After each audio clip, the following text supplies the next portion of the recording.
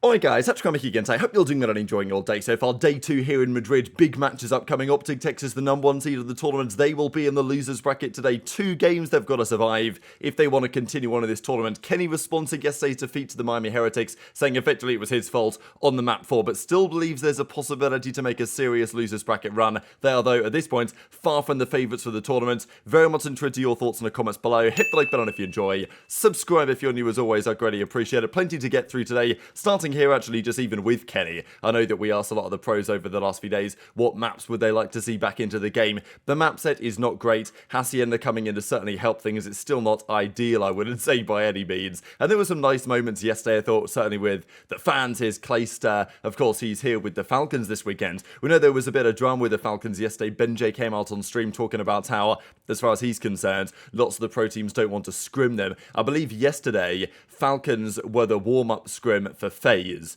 So I wonder how that went. Of course, going into it, I was kind of thinking, well, you know, maybe Falcons won't be the best warm-up practice for FaZe, although maybe what Falcons did was, you know, basically boost FaZe's confidence to the absolute moon going into their first series against Boston. That was possible as well. So we'll see, because Falcons, of course, have been trying. The Wednesday was kind of a write-off this tournament, and lots of the pro teams don't want to play them. But of course, at the end of the day, you got 12 teams here. The other issue that I didn't really mention on that yesterday is that the challenger teams and the pro teams at certain points during the season don't end up playing on the same patch, right? Because the game will change, but the pros won't play on that patch for a bit later. So that means that if you're Falcons, and because people might say, oh, well, Falcons can just scrim challenger teams until the pro teams, until they're good enough, basically, for the pro teams to want to scrim them again. And I get that. But the issue is that sometimes they can't actually scrim the challenger teams because, well, they literally are not on the same patch. So the only opportunities they have are to scrim pros who won't scrim them.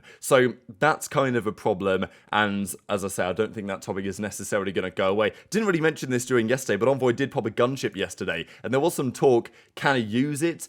Is it allowed? And Clay said to his boys, if one of them were to get one, which, you know, maybe is unlikely, but if it was possible, then he says, if I told my team if they get it, they should call it in. But apparently the gunship is basically banned in the official rules, not even just the GAs that the pros have. So Looney says, yeah, if you use it, you get forfeited. So that's why Envoy didn't use it, maybe. And if Clay, his team did the same thing, that would have been a bit of an issue. So intrigued to your thoughts on that one in the comment section below.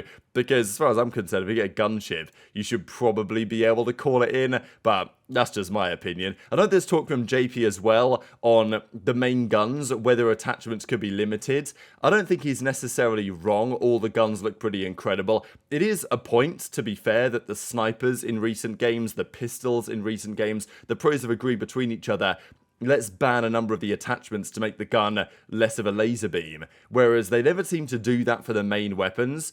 So I get his perspective. There, of course, was talk recently taking the barrel off the jackal or whatever.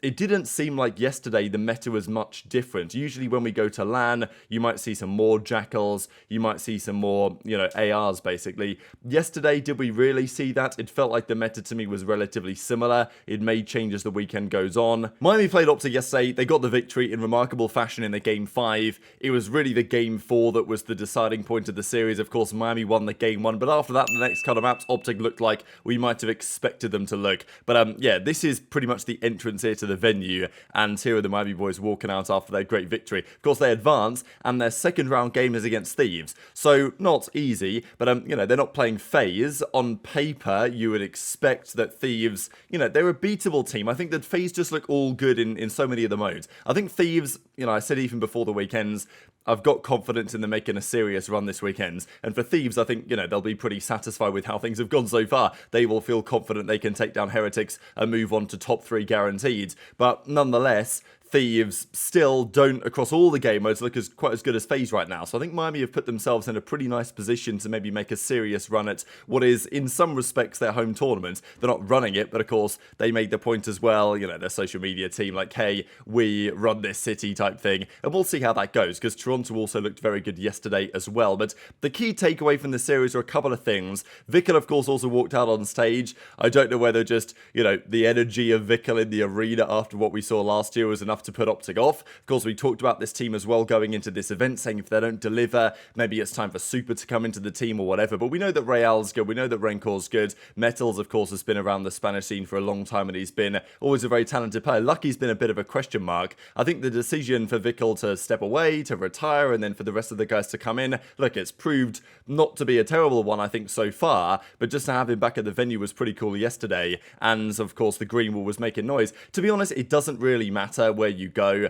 You know, you can go to the heart of Spain, you're still going to get Spanish fans chanting for the green wall, even if they've got their own Spanish team. It's just how it is. It's just how strong the fan base is. But it's not like there wasn't massive Spanish support. Like, when Map 1 happened in Miami 1, I was walking around the venue, and it was, you know, probably pretty 50-50, I would say, in terms of Spanish fans and those that wanted OpTic to win. Of course, there's lots of UK fans here and stuff as well, generally supporting the green wall. This was interesting. I know that a couple of guys mentioned this to me, that for some reason on the COD League website, I don't exactly know how this even happens, but OpTic are not listed on the website right now. It instead says Dallas Empire. Of course, used to be part of the same organization, but for the last few years, it has definitely said OpTic Texas. And for some reason now, it's Dallas Empire again. Hastro brought back the brand, so does that mean that, like, you know, OpTic is gone and Dallas Empire are coming back in? I don't know. But yeah, for OpTic fans, don't worry, like, OpTic is still there. It's Dallas Empire lost for some reason. Not exactly sure how that happened. But it was this map 4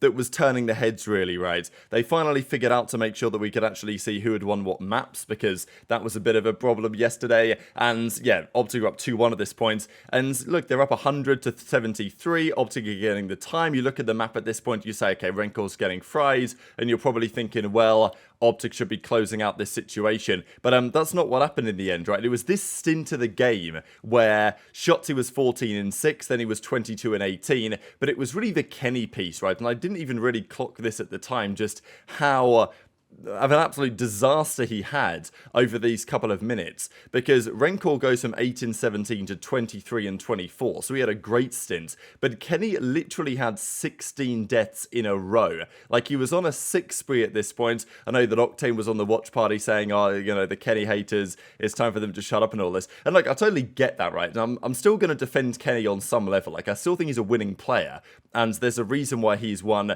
basically the most events of any player in the CDL at the present time, and I think without him, OpTic would not have been anywhere near as good at last year's World Championship, for example. But it's not like Kenny's current play is excusable on some level, right? There are still glaring mistakes and difficult maps that make it difficult to justify, because again, as much as I do rate Kenny, and, you know, I'll still defend him for the time being, I would say, this is not that dissimilar to what happened with, if you guys remember, was it like the Vanguard, the Modern Warfare 2 year, when Early had a bit of a difficult event and OpTic came top 4, and they decided it was time to get rid of him, they brought Ghosty in. It's like, you know, we are getting to the point now where, with Kenny's performances, there's a lot of talk about intangibles. And I'm not saying that intangibles don't exist, they do, but, you know, when you start talking about, well, it's okay that he dropped to 0.8 or whatever because he brings the intangibles, all of a sudden I think you're getting into a bit of an area where conversations start to be had. And especially if you're going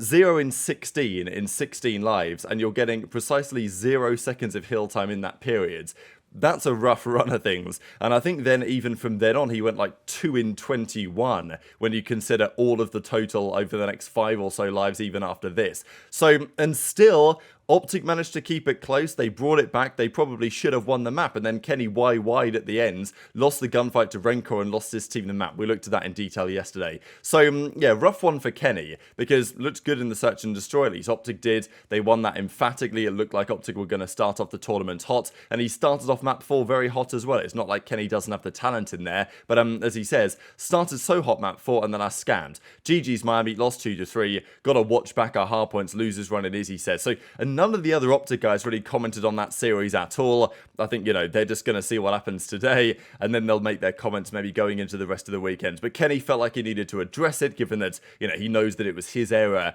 that cost his team in that particular moment. And as he says, Hardpoint's got to watch them back. It's time to make the losers bracket run. And of course, immediately after the game was over, people immediately talking about OpTic Pred, right, and whether this is a possibility for him to come back into the team again seems very doubtful to me. Shotzzy said that it's not going to happen. I don't really see the viability of this potential, but still, who knows? Pred could be coming back to the league. The issue is, of course, that Huke was who's been playing fine, I think. The argument is that is this Shotzzy Huke thing going to be an issue on LAN? Maybe. Is Prid the solution? I mean, I guess they won the World Championship together last year. Difficult to say as it stands exactly where OpTic should go from here, but understandably, everyone was going to be talking about it. Just before we get into the games of today, got to mention this here, because of course, Brian Saint, yesterday we looked at Vivid's eye, and it wasn't looking great. And Brian Saint tweeted that we thought it was a sty with Vivid, but originally could be a staph infection. We're taking him to urgent care immediately, and we'll have an update on his status. And then Saint also tweeted this out yesterday, which, well, people read to potentially imply that Saint might be coming back in. Of course, he used to be a player way back in the day, has been a coach now for several years, and a lot of these teams, they don't have a substitute, right? They do not have an official substitute because you wouldn't expect to need it nowadays, and it's not mandated. You guys probably remember the days when the CDL first came around, there were 5 players and 2 substitutes mandated on the team, and that's exactly what most teams did. Nowadays, teams will pretty much always put their coach down as the sub. For some teams, that's fine, because their coach is like Karma or whatever, and that's okay. Whereas in this case, look, Saint was still a good player back in his day, but he's not a 3-time world champion. So with Ravens needing a sub, it looks like Saint is going to be the man, if indeed they do actually need a substitute, as it seems that they may do. So yeah, that's the situation. We'll see how it goes, of course, for Saint and the team, because if he's subbing in today, we've got a very interesting game on the horizon for you guys. So this is the way the bracket is currently looking here. Of course, it's going to be tough for Ravens if that happens no matter what. But Heretics and Thieves, Ultra and FaZe, they play Winners Round 2 tomorrow. So today is all of the losers games, all of these 4 on the left-hand side, and Elimination Round 2. So we pretty much go in order, but not quite. Of course, they want to make the OpTic game as late as possible. And the OpTic game is the banger of the day in more respects than just the actual matches itself. So the key thing to note is, well, pretty much we can just look at these and see what the numbers look like. So we start the day with Ravens Falcons. Now this on paper you're thinking maybe not the greatest series, Ravens should win, but hang on a second, Vivid might not be playing, Brian Saint could be in the team instead. Ravens, it seems their hardpoint gameplay is just horrific. So if there's honestly any chance of Falcons to get a win on the season, now is the chance, to be honest, right? Like, Falcons are playing a team that can't seem to get more than 50 points in a hardpoint against Thieves. I know that Thieves are regular hardpoints, but still, it's been a consistent issue for Ravens. We know that Falcons can win a Surge. The issue is Ravens are still very good at Surge. So Falcons will need to win a respawn. Maybe they can win it in 5. I don't know. But for Vegas, they're coming in here. They've got to be confident, right? Surely this is the series. If Ravens are actually playing with the substitute, as it seems they may be, and their sub is their coach who hasn't played professionally in years, Falcons, this could be their opportunity to get a win on the board and get top 8 and get some CDL points on the board. Maybe, I mean, it would be quite the storyline for Ravens to come second at the minor, be top of the league a few weeks ago and then lose to the Falcons, but sometimes that's how things go. I still think I have to pick the Ravens, but it's kind of tough, honestly, it is kind of tough. Surge Rocker, this, again, loses round 1, tough to call who's going to win, could be a game 5, I mean, it feels like a game 5, doesn't it, let's be honest here. Rocker, I think the eyes are on Paul X, really, can he deliver in this series? We know that Nero Estrella played pretty well, Gio's been okay, Paul X has been the man on the struggle buttons. Like, online, he's tended to be pretty good. On LAN, a little bit worse in his history, I guess, as a player.